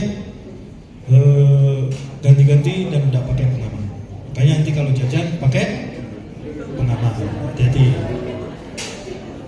kalau jajan, oh bisa, tidak pakai uang bisa. Gitu ya, harus ternyata jajan selama rentang 8 tahun. Kemudian juga punya pacar lagi di satu desa itu. Bapaknya, makanya 40 tahun itu laki-laki itu hot. Rasulullah kan like bikin at 40. Diangkat Nabi kan 40 tahun. 40 best. Boyon tapi.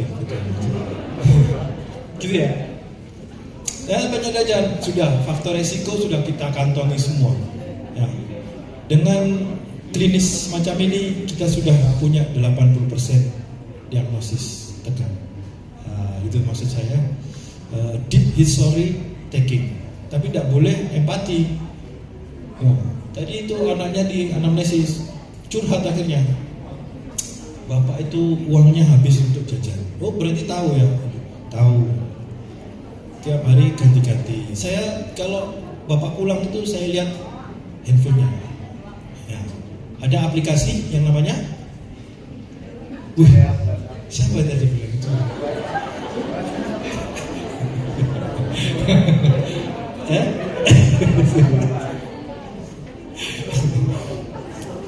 Jadi tolong dicek pacarnya ya, punya aplikasi itu apa ya? Ya.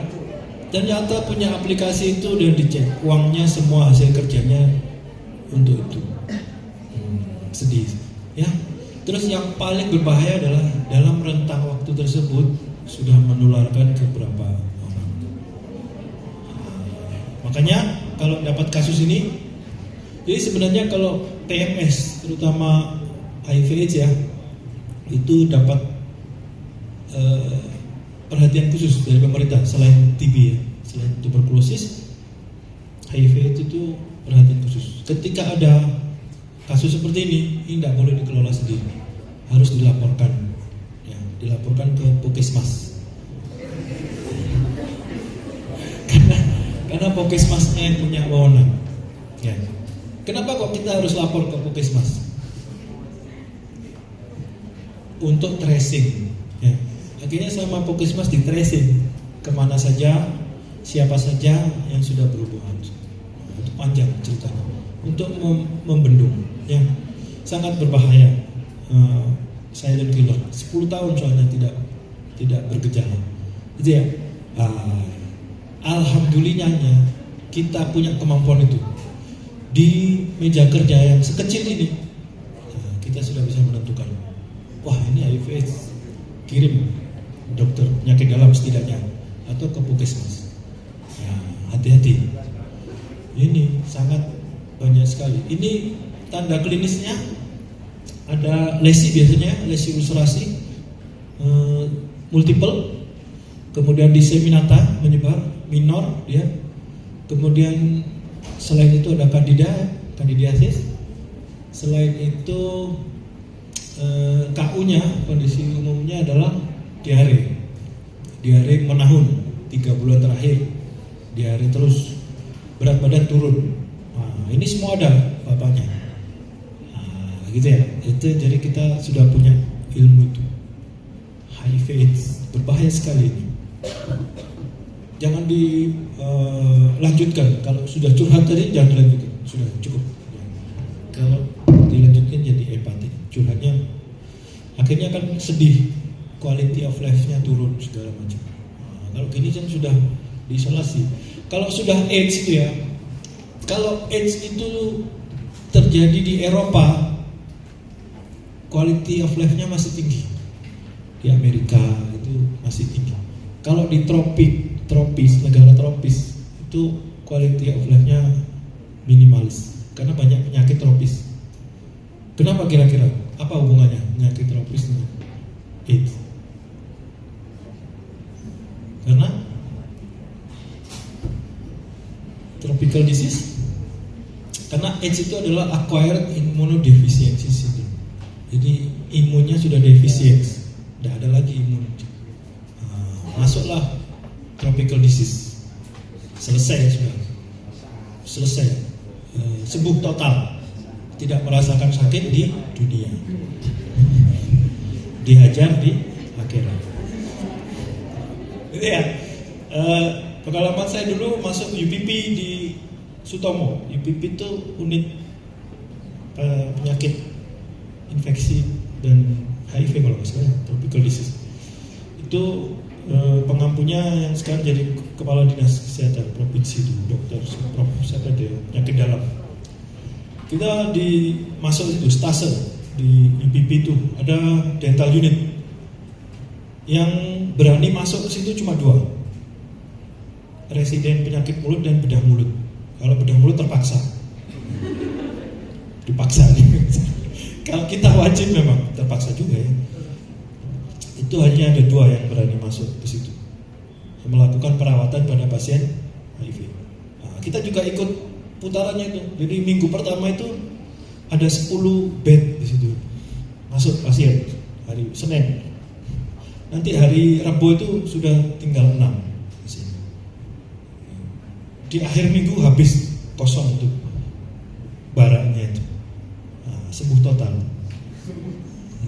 Yang survive itu kita kontrol orang OH-nya kita kontrol. Jadi kalau ada keluhan, jadi kalau ada keluhan PSA gitu ya, pulpitis, kita yang menangani orang penyakit mulut. Karena konser nggak mau masuk, nggak boleh residennya masuk, terlalu beresiko. Kita jadi. Tapi ada ininya, sudah ada penanggung jawabnya. Jadi dia yang akan kalau manggilnya kita dulu mami, ada maminya itu yang. Nah, pasien yang datang itu rata-rata ganteng, tinggi, besar, putih, wangi gitu. Kalau datang diantar pacarnya, sama, ganteng, putih, wangi juga pacarnya.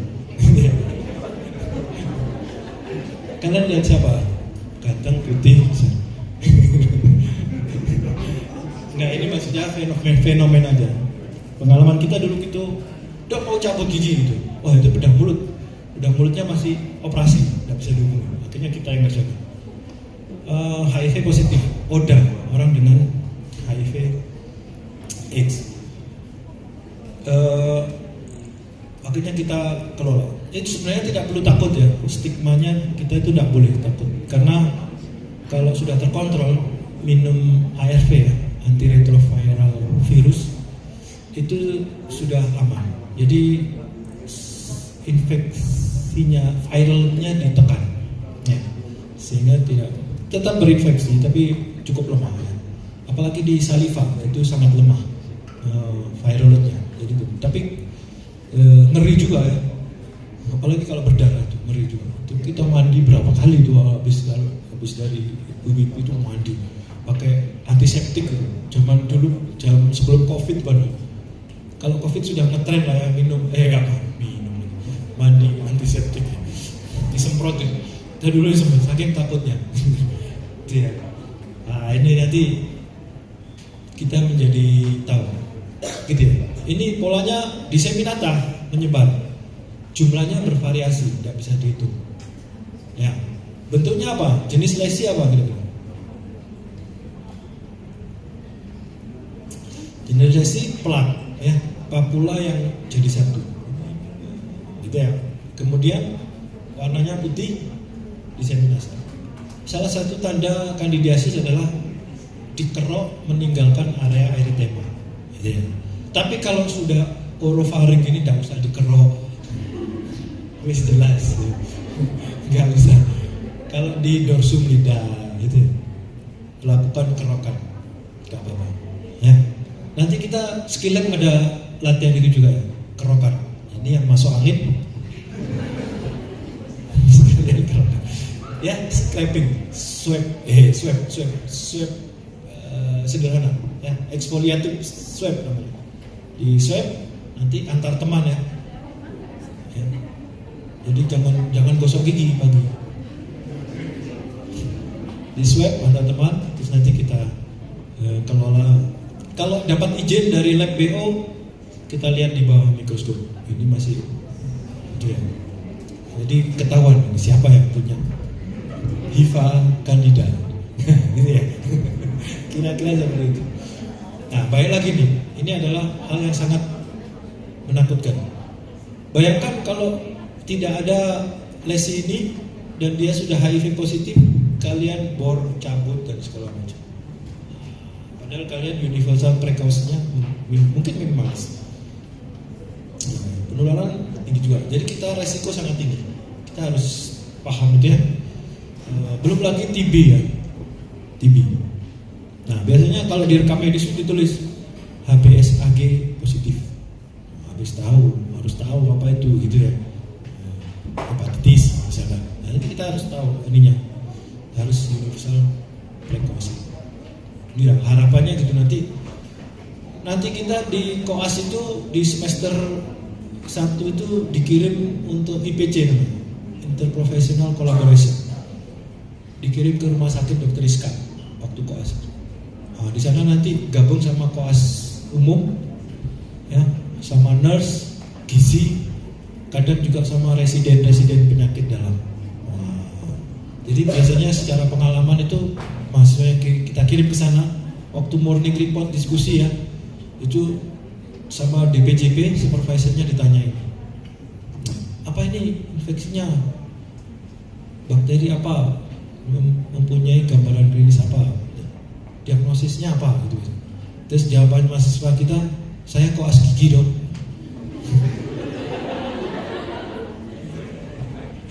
Oh ya sudah.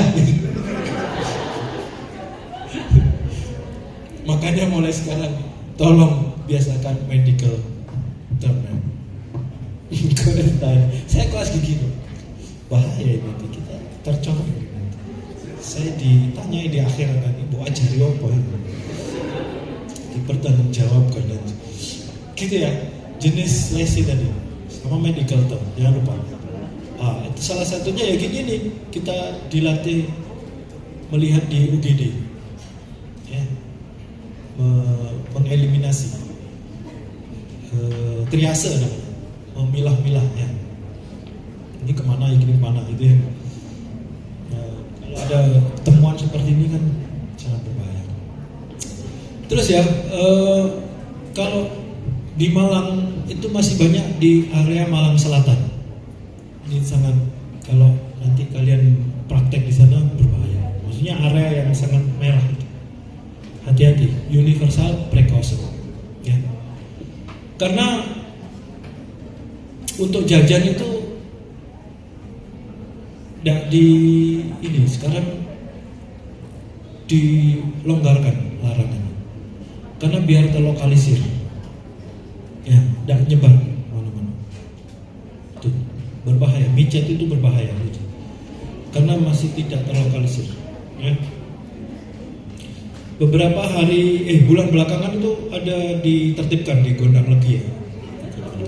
Ada yang Gondang Legi? Ada ya orang? Hah? Tahu ya Gondang Legi pernah ya? Nah, itu. Saya itu praktek di Bululawang, rumah sakit Bululawang. Jadi banyak sekali. Di area Gondang Legi itu ada, di Pokesmasnya itu ada sampai di gratiskan kondom gratis, ambil di Pokesmas. Nah, jadi yang ngambil, wah ini mau kemana ini? Gitu. Ketahuan. sampai gitu ya, karena kayaknya tertinggi mas, menjadi tertinggi. Jadi banyak sekali pasien. Yang sebelum ini pasien itu datang dengan keluhan gusinya merah-merah, ya, gusinya merah-merah, tapi tidak putus nyambung. Pertama didiagnosisnya ya gingivitis, ya, karena masih muda, tidak ada resiko ya sebenarnya, tidak ada resiko. Gingivitis. Pekerjaannya apa? Saya bilang kita pramugara, baru keterima pramugara dan diharuskan scaling. Nah, cocok diagnosisnya gingivitis. Oke, kita scaling. Sudah berapa minggu kemudian pasien itu masuk UGD dengan keluhan waktu pup sakit, pup, ya, buang air besar sakit. Ternyata di IGD ditemukan ada verruca, atau verruca, meta AI, verruca, kesuburan dari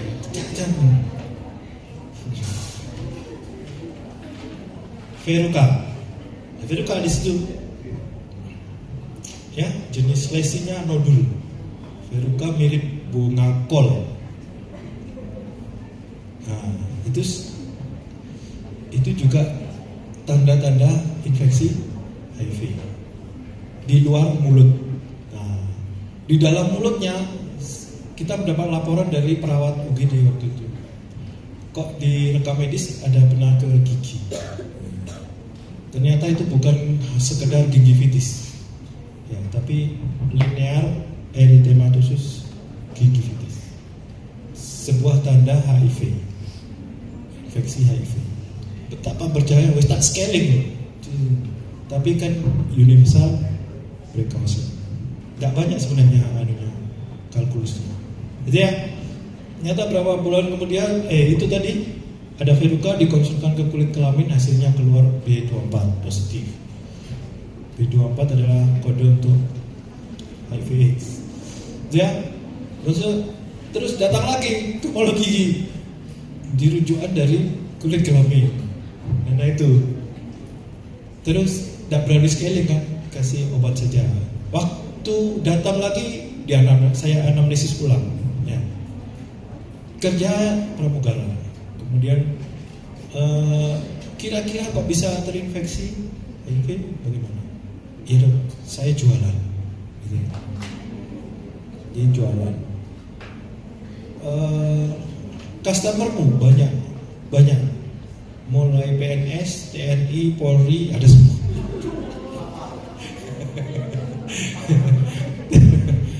Itu ya. Jadi sebenarnya dia sudah tahu, tapi hidup yang memaksa. Jadi saya sebatang kara, tidak punya keluarga, dulu mengalami kekerasan seksual oleh ayahnya, gitu ya. Jadi menentukan sampai ke sini. Pelanggannya banyak sekali. Nah, bayangkan itu berapa yang sudah terinfeksi. Pasiennya laki, pramugara laki. Pelanggannya laki juga. Ya. Makanya saya biasanya agak keras ini. MSM ini saya keras ini. Men sex with men itu paling banyak PMS ya.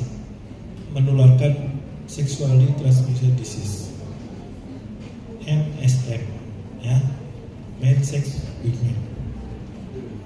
Banyak perempuan sebenarnya, ini aja rasionya banyak kan perempuan, ya kan? Perempuan aja, gitu ya, kira-kira. Nah itu menariknya sebagai dokter gigi. Nah, kita ujung tombak, lini pertama. Terus kemarin masih fresh juga, pasien datang, suami istri datang sama anaknya, pakai cadar, istrinya nikah pakai nikah. Suaminya jenggotnya, kalau saya itu kan masih pendek, tidak terlalu beriman lah. Dari jenggot yang ada jenggot ini sama sekali habis. Gitu ya, itu gini. Terus datang keluarnya lesinya ulcerasi, full mulut. Kemudian 3 bulan terakhir penurunan berat badan, gitu ya. Terus ada keluhan lain, gitu ya. Ada kalau BAB sakit. Nah ini sensitif ini. Jadi langsung saya rujuk aja. Ya. Soalnya datang bersama keluarganya. Nah, saya rujuk ke penyakit dalam. Tapi karena rujuk putus ya, jadinya tidak bisa diketahui, tidak bisa ditris. Itulah kelemahan dokter gigi ya. Dokter gigi itu sampai sekarang masih tidak dipercaya untuk melakukan injeksi, ya, membuat rawat inap, membuat pasien rawat inap masih belum dipercaya. Wah, itu perjuangan kita. Ya, nanti kita kalau memang dokter itu harusnya bisa setidaknya sebagai DPJP, dokter penanggung jawab klinik, itu harusnya bisa. Makanya pakailah medical term mulai sekarang. Cek mojo status psikologi apa, tapi tidak apa-apa, ada Meta AI, tinggal scan masuk ChatGPT selesai. Gitu ya. Itu kelemahan kita tidak bisa langsung. Kemarin saya juga mau menginapkan, kalau umum bebas saja ya kalau pasien. Tapi kan sekarang eranya asuransi, tidak semua pakai umum. Asuransi kemarin saya juga ditolak mau masukkan pasien, mau menginapkan pasien, karena dokter gigi kok masukkan pasien, gitu ya. Kita selamanya akan menjadi second class dokter kalau tidak dirubah ini mindsetnya ini. Saya berapa kali pasien CA, ya, oral squamous cell carcinoma yang lewat sembuh total, karena harus ribet ininya, apa, birokrasinya, BPJS. Itu nanti perjuangan kalian ini, Sulaik dan teman-teman. Pasti di ruangan ini kan ada yang jadi kepala dinas, nanti amin, menteri kesehatan, wapres janganlah, Menkes aja. Bahaya deh. Wes ya, saya kira itu saja yang bisa saya sampaikan. Mudah-mudahan bermanfaat.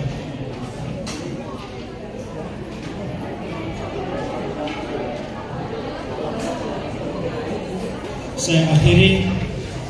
Wassalamualaikum warahmatullahi wabarakatuh.